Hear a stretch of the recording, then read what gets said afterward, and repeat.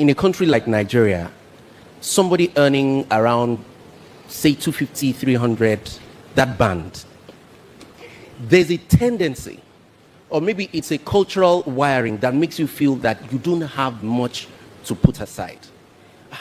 And there are legitimate, like our pastor will say, there are so many legitimacies in our lives that make us make wrong decisions.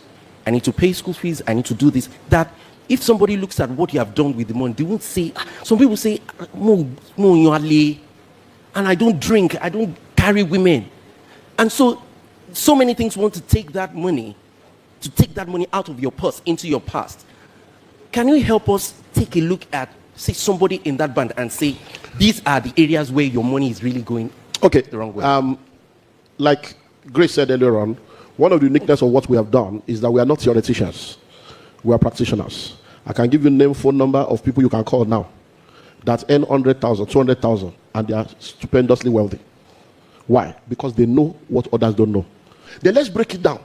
What are the three major things that takes money from people? Accommodation, roof over your head, feeding, and then school fees. You have to settle it that you have to stay within your level.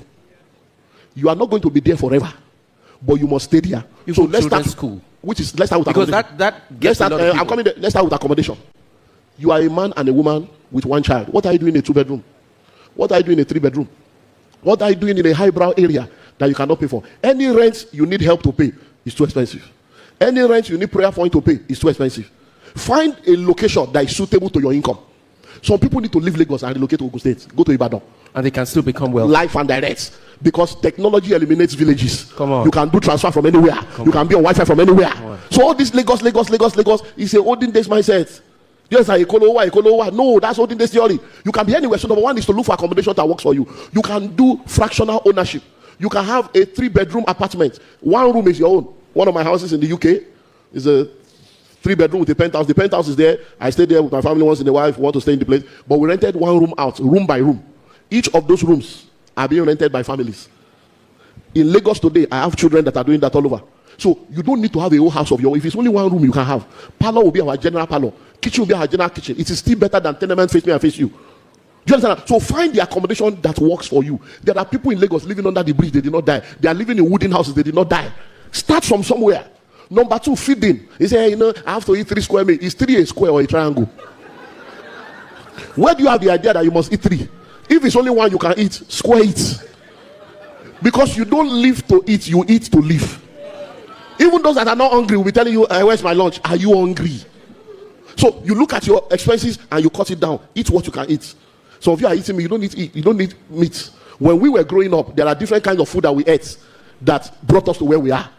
There is what we call ilala concussion. So that one, you will now cut the okra, big. The okra will look like meat. God bless. To give you a psychological. Then when you want to do, rice, we do concussion. You just mix atagungu, and if you can get some shower, just put it, and then cut small. Just give yourself psychological relief. And then you can do concurrent. You get beans. One for me, see, you let the water of the beans be more. You now put gari inside. It will now soak it. It will now be so. By the time you take like 4 spoons, you now drink 2 pure water. It will now enlarge inside you. But we are here today. Do you understand now? Then we now go to school. Please, I beg you. Who told you your children must go to school? Say it again. Who told you your children must go to school? Did you hear what I heard? Let's face reality. The first medical doctor, who gave him certificates?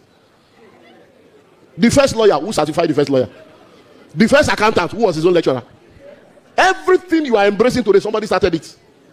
So the first thing you need to do is to understand the main education that anybody needs is good home training and having an understanding of the way the world works. If your children can go through elementary school, they are good.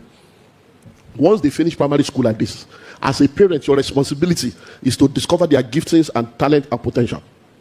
By the time they are supposed to be going to secondary school, look for what their talent is and push them in that direction.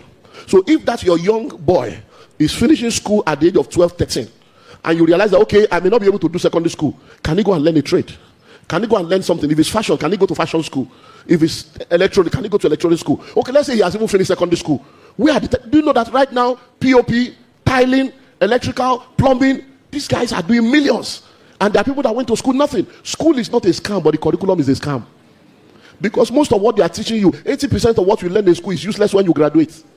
The world that existed when you went to school, that world will not exist when you finish school. So instead of carrying your children, you want to go to school, and many of you are in private school. If the school fees you are paying for your children, you need fasting and prayer to pay, the school fees is too expensive. And you start with all this jealousy, kindergarten. There is homeschooling. There are so many things you can do. And I've mentioned this thing. You are married to a man. Two of you are married. All the work you are doing, you now carry like 50% of that money to pay rent. Another 30% to pay school fees. So 80% of your income is going on two items. Why can't somebody stay at home and homeschool the child? Why not? Whether husband or wife. And let the person whose career can bring more income face that one. Because see, there are things we need to rethink. Because at the end of the day, they go to school, they graduate, they don't have a job. They now go and do master, they become master over nothing.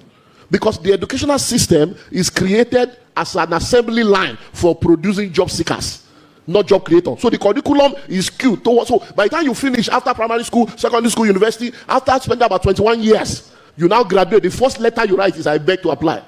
So you spend 21 years to be a beggar. So we have to, as a family, have that rethink.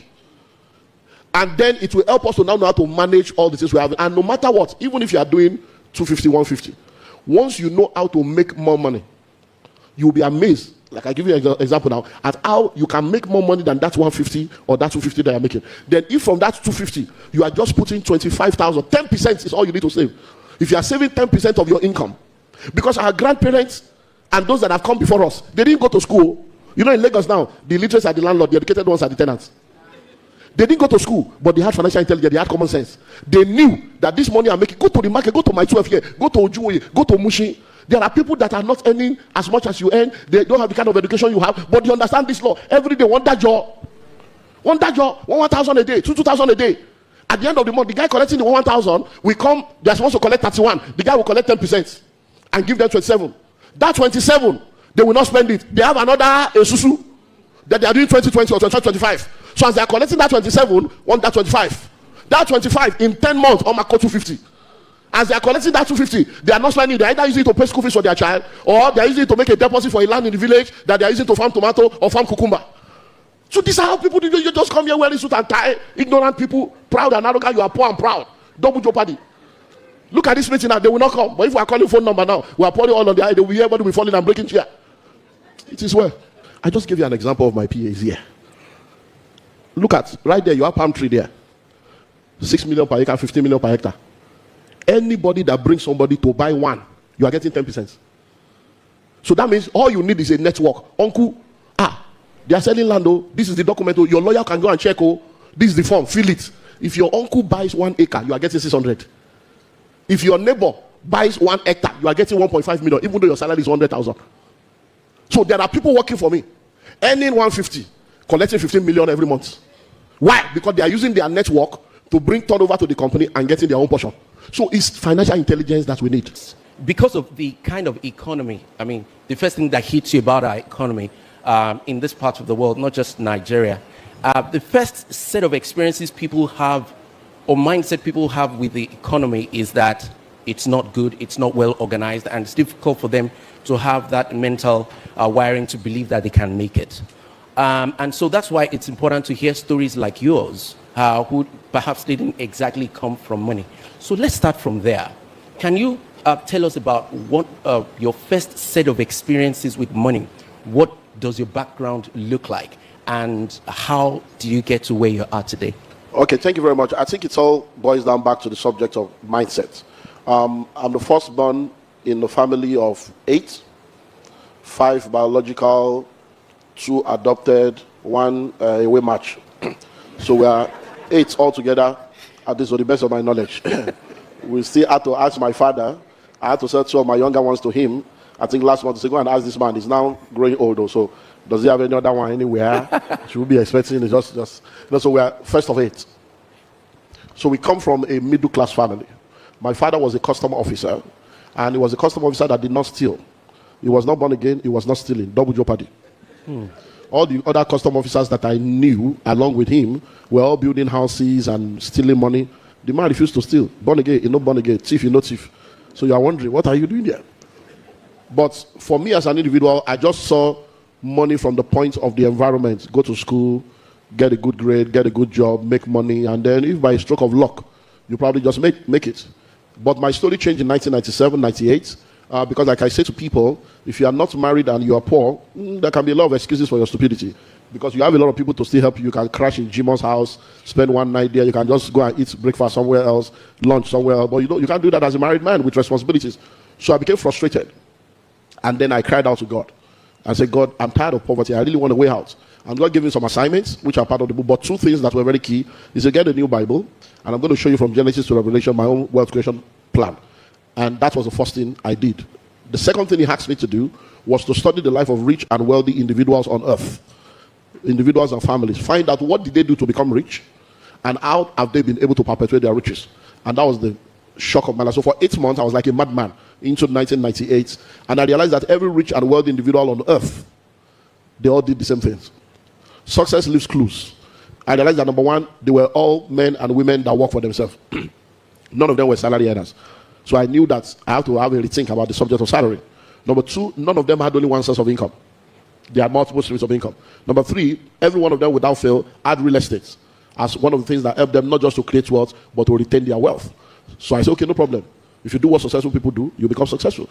I did the same thing in 3-4 years. My story changed. So for me, even though I came from a middle class, low income family, the first thing that had to happen was that change of mindset, change of understanding, because you have to become it to attract it. And once I had that understanding, that became the software that ran every other thing that I did. Every other thing was just application of what I've learned.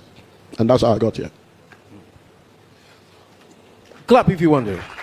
And I think you should. So I want to ask, because it looks like sometimes people have a blockade. We see a lot of intelligent people who are broke. They are doing well they can reason well. But you are an advocate of common sense. And so, can you help us unpack the difference between intelligence, common sense, and wealth? Application, consistency, and mentorship. A lot of people know what to do, but they don't do it. They're very intelligent to explain everything, but if you ask them, are you doing it? They're not. Do you understand now? There was a program that took place somewhere on the African continent recently. And the president of a country was on the panel. And they asked the president of the country a question. And in answering the question, he said that all the African continents can come together, work together, do commodity together, and this and that. And then they asked him, so why didn't you start it? He stopped. He doesn't have anything to say. When you go online or you listen to radio programs, morning or evening, we have a lot of these phone-in programs. And you realize that every time there is a topic, when people call, hello, my name is John, yeah, what do you have to say? That's the problem. All these people, everybody's complaining. So what do you think will be done? That's the problem. And that's not new. When you go to the FRA, Free Readers Association, at the vendor stand of newspaper, you see people, they're very intelligent people. They are all postulating each other, but they don't do it. Go onto social media, you see a lot of stupid people talking with 200 naira airtime. Put a program online now and say, money matters. Put date, time, and venue. Put it there.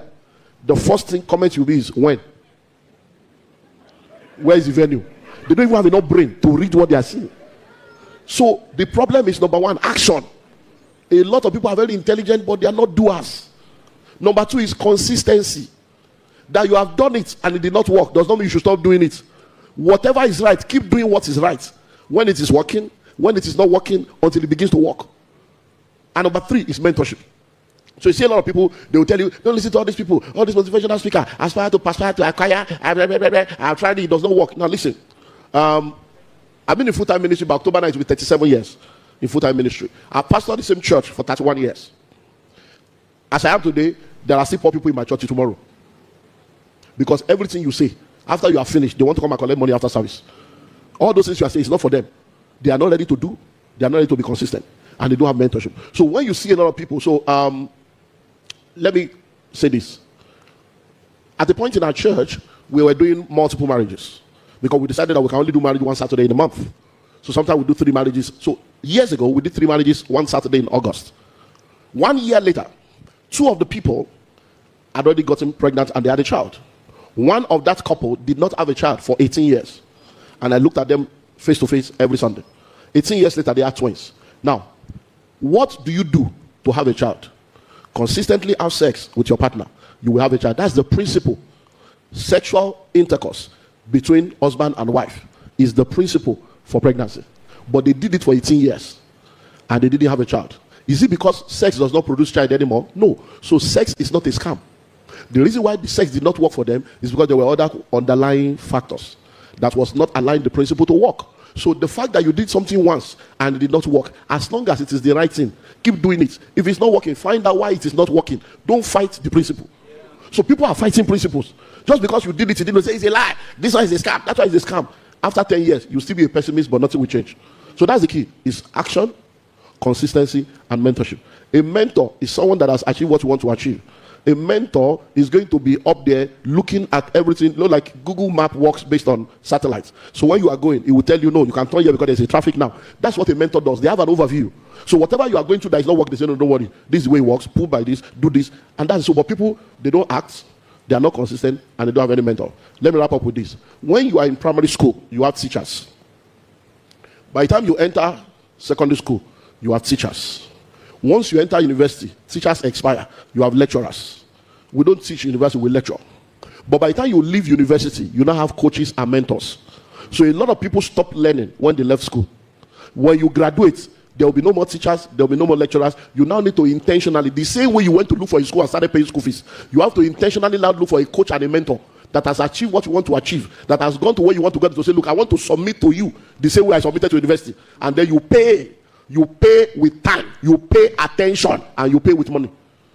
Can you say it again, sir? You pay time, you pay attention. You know, when you went to school, you were not the one paying. Yeah. Your parents paid the money, but you paid with the time and attention. But now that you have graduated, you will pay with your time, you pay attention to what they're telling you, now pay with money. They will now be the one to coach your life into the next level. That's the way it works.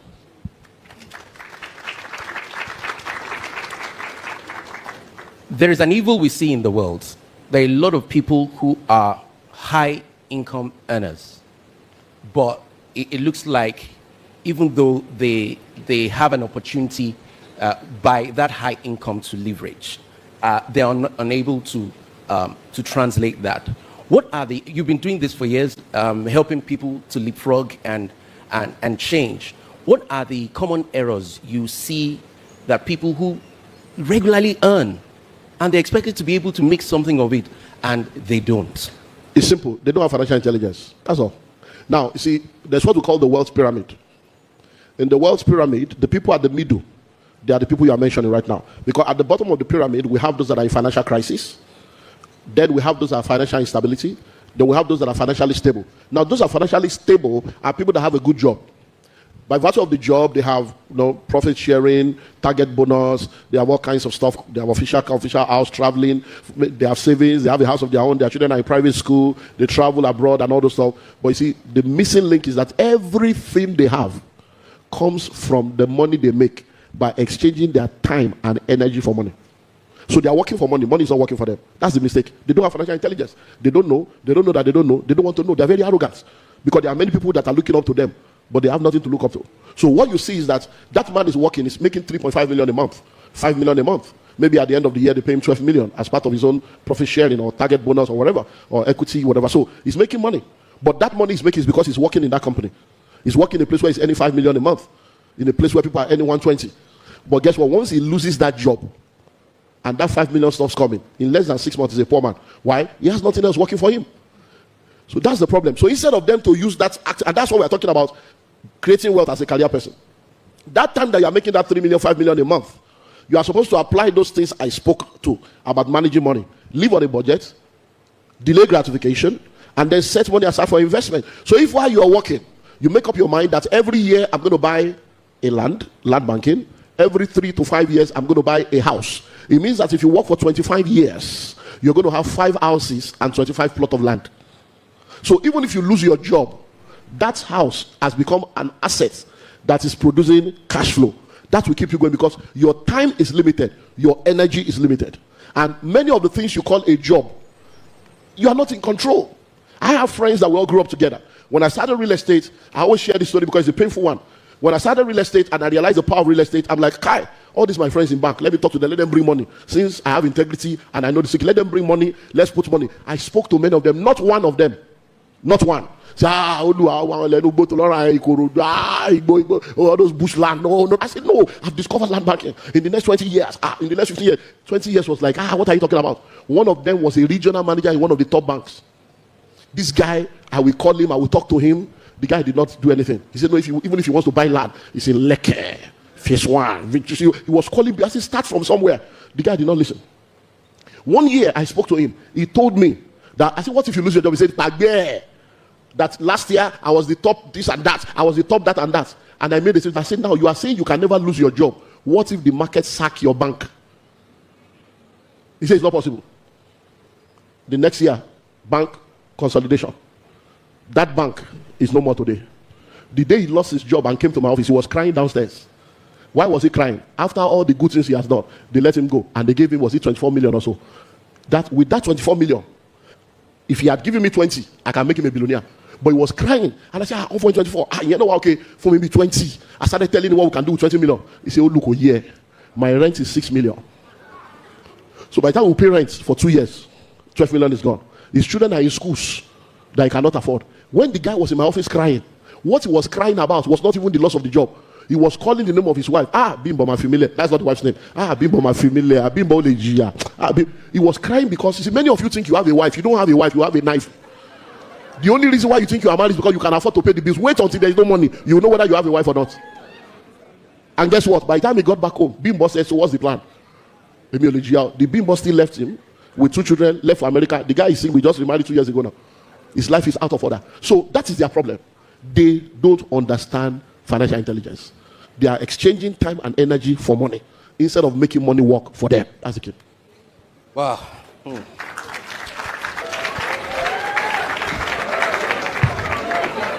Wow.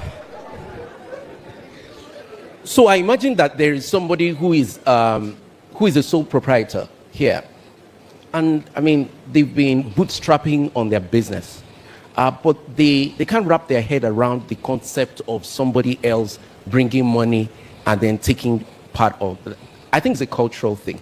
There seems to be a mental blockade around that. How can you help us divorce ourselves from wanting to own it all? Okay, Lalupo and Sons, Ikechuku and Sons, is a mindset. And that's why, like I said earlier on, you need mentors. Sometimes you just need somebody to help you see clearly. You just need somebody to help you see better. And I think data helps when people see statistics and data. So I would advise everybody right now, once you leave here, go and do a research. How much of the platform Amazon does Jeff Bezos has? When you check Amazon and you check Jeff Bezos, you see that he owns less than 20%. How much of Facebook does Mark has? Less than 20%. How much of Microsoft does Bill Gates have? Less than 20%. By the time you see all these multi-billionaires that are founders, founder does not mean owner. They are founders, but they have sold 50%, 70% of what they own to other people. And the 10, 20% they have is in billions. So once you begin to think from that perspective, that's why I brought it down to Mama that is paying 5% to Lapo or paying 3. They are paying. If somebody can from that petty trade pay 60% return, what that tells you is that if I give her money, I can collect 30%. And everybody will be happy. She'll be happy that I halved our interest, and you will be happy that your interest will give you 30% guarantee. And we all move on like that. So, and these are things we have tested and proven. So for that person, it's just for you to be in the right environment or have the right mentorship or right tribe that will help you see clearly and see differently. All these family business, say that I want to start business for my family, they are all expired theory. Starting a business because of your family is a recipe for disaster, a recipe for poverty. Because the children you are raising right now, they are being raised in a different world. I can tell you, I have a lot of billionaire friends now. Hospital for sale, chamber for sale, university for sale, school for sale, fuel station for sale, properties for sale, farm for sale. The children are not coming anywhere. They have told their father, forget it. We are not coming. Sell it. Because you use your money to send them abroad. Now they have gone there, they would rather stay abroad and return. And now you are left with all the houses and they are not coming back. Many of the people that they use, when I was in school, I went to school in Ilorin, in Omupo. So when we're going, there is Dodo Ikire, there's Akaraosu that we use. So those people that they use Dodo Ikire and Akaraosu to train, they are all in banks and multi-chips. They are all there wearing suit and tie and poor.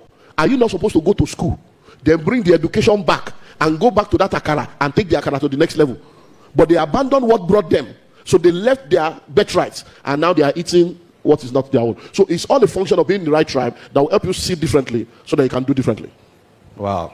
Wow. Okay. To be candid, it's loud out there that this country is not doing well. I mean, that's the loud narrative. I mean, but to listen to somebody like you makes you rethink. Because again, the voice out there can make you take the wrong choices. Yeah. I would like you to speak to young people here. Maybe, I mean, they just started earning. And some of them perhaps are favored, lucky to even have salaries. How can somebody live such that they are able to shut out the noise? Because what you just described now, in terms of opportunity, does not sound like it's happening in Nigeria here. Yeah. Hospitals for sale and all of those things. So how do you live outside of the noise? Okay. Now, please listen and listen well. Nigeria is one of the best countries in the world. You only have to understand to understand. Nigeria is one of the best countries, one of the richest countries. Now, when we talk about riches, the human capital is huge. The mineral resources huge. So the problem with many of us is our mindset and our association. Listen and listen well. Every money on earth is still on earth. Money does not travel. Money does not go on holiday. So when you say there's no money in Nigeria, you are a liar. Because they have been stealing money for 60 years. The money has not finished. Come on. So that mindset is your problem. That's the virus. If you say there is no money in your pocket, you are right. If you say you don't have money, you are right. But to say there's no money in Nigeria, you are a liar. Because people, if there's no money, what are they going to do there?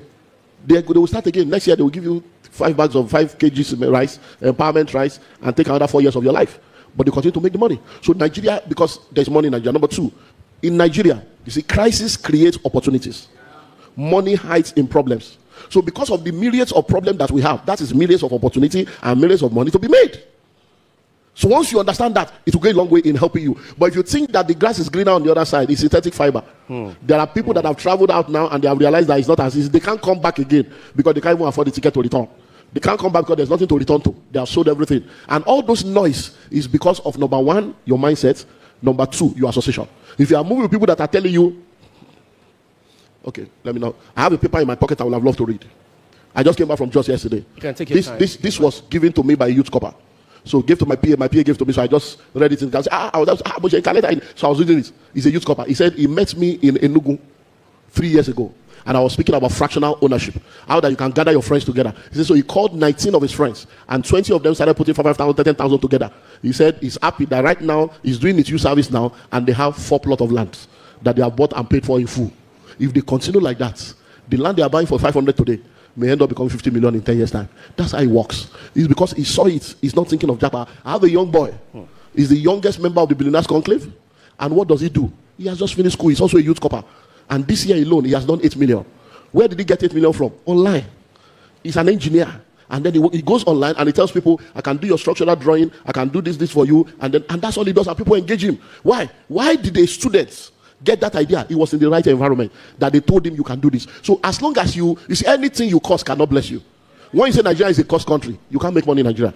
When you say Nigeria is a useless country, you can't make money in Nigeria. So as long as you keep joining people to cost Nigeria, Nigeria cannot work for you. And you cannot convince me otherwise. When I know people that are doing billions. I have a daughter, Ejalonta. This year alone, she has done 5 billion as at April. You know, Ejatita.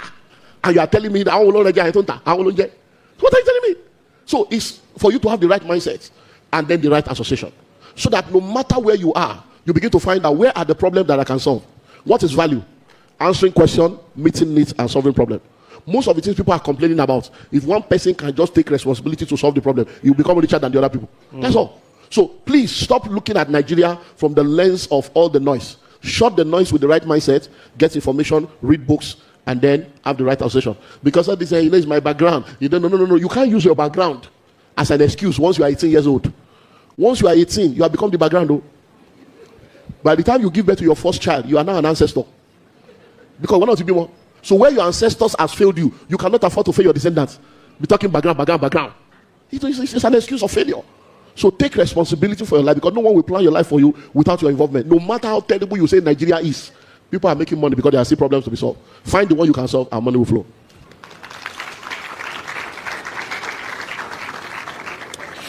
Before we move to the next, I want to ask a very pivotal question. I mean, you help entrepreneurs across industries. And here, we're in the world of AI. What is your overarching perception about AI? And I want you to talk to young people here.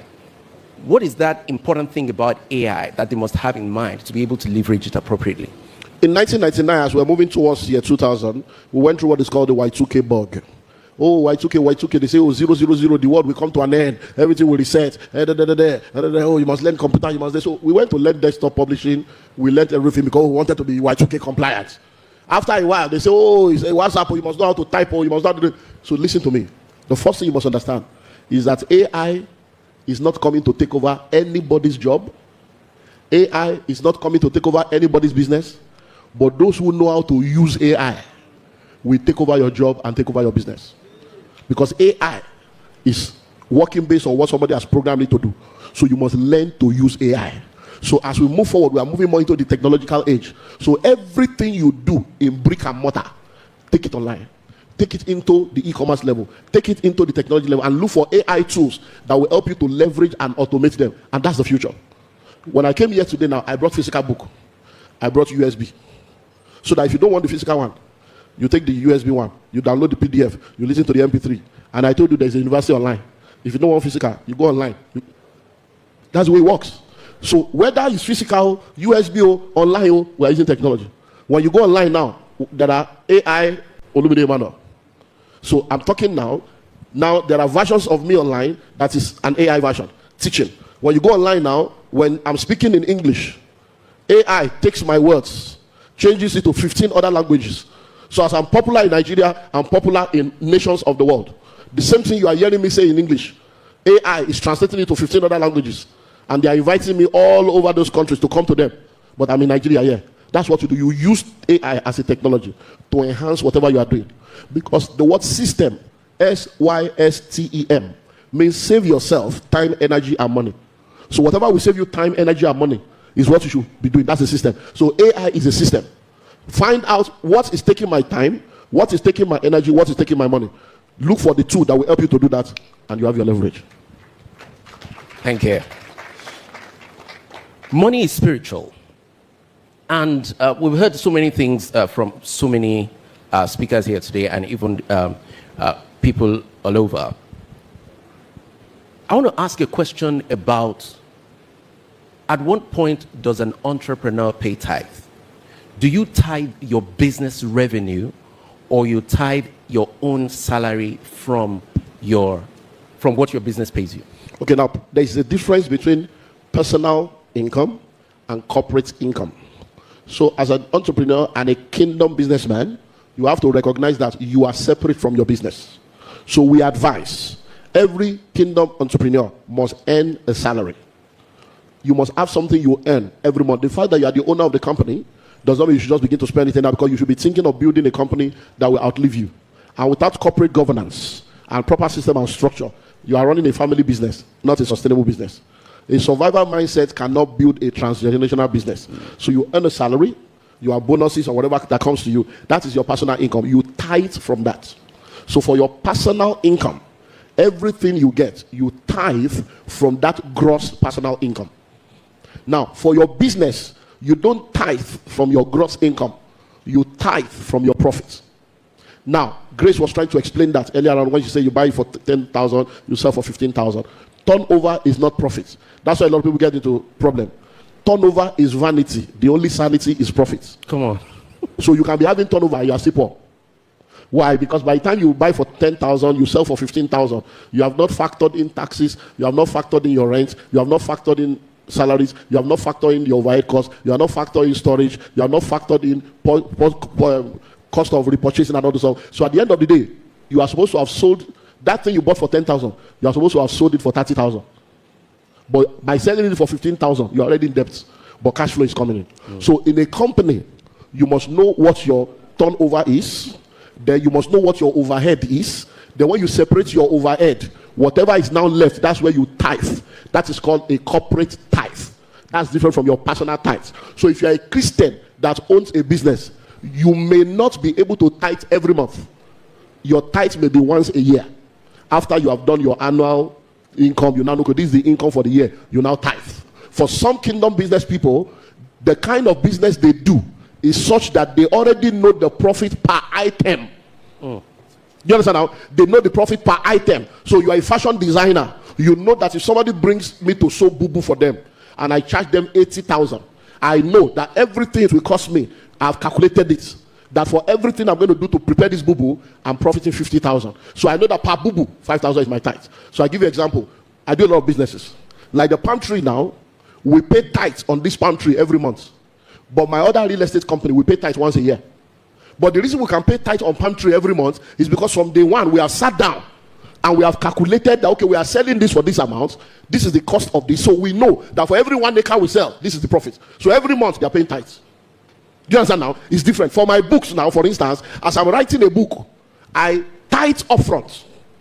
Why? When I print a book now, I already know that, okay, I'm printing 5,000. This is my cost price. This is my selling price. I just divide. I know that, okay, if I finish selling this 5,000, I'll make 70 million. That means my tithe is 7 million. So as I launch the book, I just gather 10 million. I pay the tithe in advance. It doesn't mean I will still not pay, but just to at least save myself, and then favor will begin to flow. Can we have 100 copy? Can you come and speak here? Because you understand the principle. So it is not a one-size-fits-all. Separate yourself so that your own is constant. But for your company, depending on the kind of business, you do it either per item, per week, per month, or per annum. Wow. So last question before I let you go. If your grandchildren, if you want them to learn one thing from you, what would that be? It's simple. Let money work for you instead of you working for money. So by the time they come, they will realize that money is waiting for them before they came. And that money that is waiting for them before they came, they must let the money continue to work so that generations after them will also call them blessed. So if they can think of me, not from the point of breaking a generational curse, but enjoying a generational blessing, that's the same thing their own children should think of them. Because think about it now. I've been in the church for about 40 years of my life. I've been a Christian for about 40 years. Now I have 3 children. My last born is 13 plus. Are you telling me now that after being in church for that long, my children will now come to church? They now say, yeah, let's pray. Every altar of your father's house. It's a useless prayer to them. Because I am the altar.